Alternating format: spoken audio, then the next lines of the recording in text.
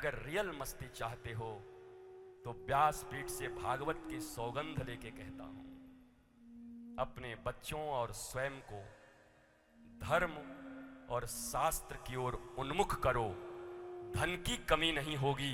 धन तो, अरे हमारे शास्त्रों में धन की इतनी विधियां बताई गई हैं, हमारे शास्त्रों में सुंदर विवाह की इतनी नीतियां बताई गई हैं, हमारे शास्त्रों में पूर्णतः स्वस्थ रहने की जो विधियां बताई गई हैं और डॉक्टरों के पास भी नहीं, WHO के पास नहीं, एलोपैथ के पास नहीं।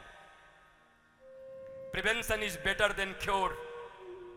रासायन ऐसे ऐसे हैं तुम्हारे किचन में पड़े हुए, कितनी मात्रा में क्या खाने से तुम और तुम्हारे बच्चे कभी बीमार नहीं पड़ेंगे, इन शास्त्रों में भरे पड़े हैं।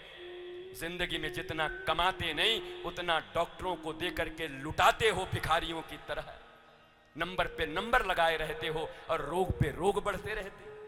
पहले बीपी था, फिर किडनी गई, आंख में कम दिखने लगा, उसके बाद भी बुद्धि नहीं बदल रही है।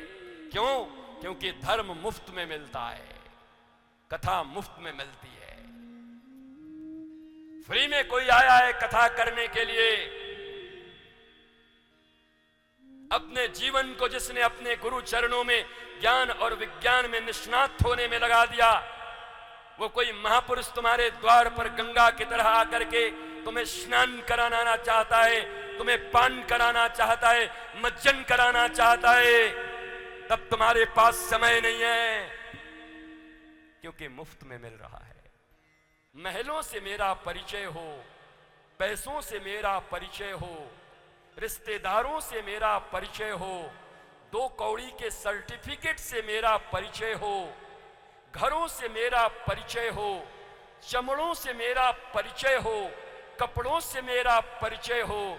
ये परिचय तो कपड़ों का है, चमड़ों का है, दमड़ों का है, लफड़ों का है, मकानों का है। तुम क्या भिखारी हो? तुम्हारा कोई परिचय नहीं है। तुम्हारा परिचय क्या है?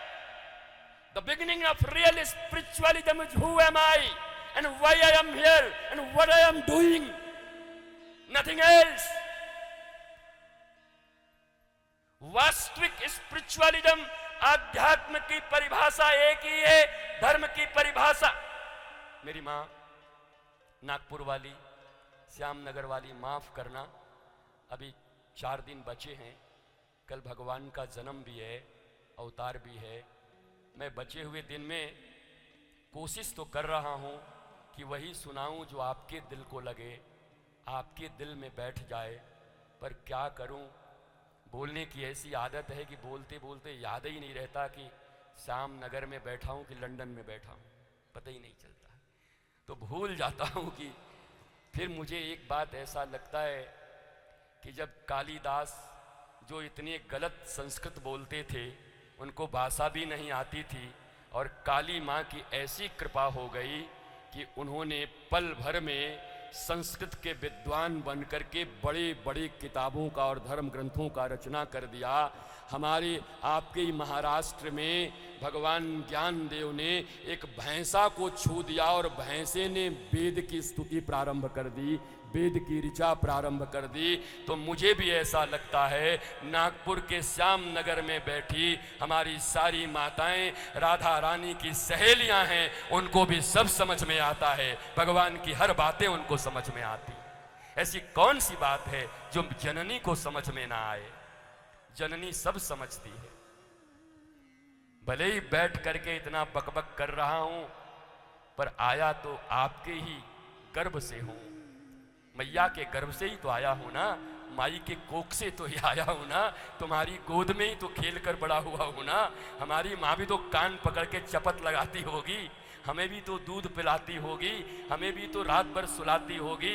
इसलिए हे माँ, अगर तुम्हारा बच्चा इतना बोल सकता है, तुम तो जननी हो, तुम क्या नहीं समझ सकती और क्या नहीं बोल सकती? तुम तो माँ हो, मातृ स्वरूपा हो। भारत में माताओं की पूजा है,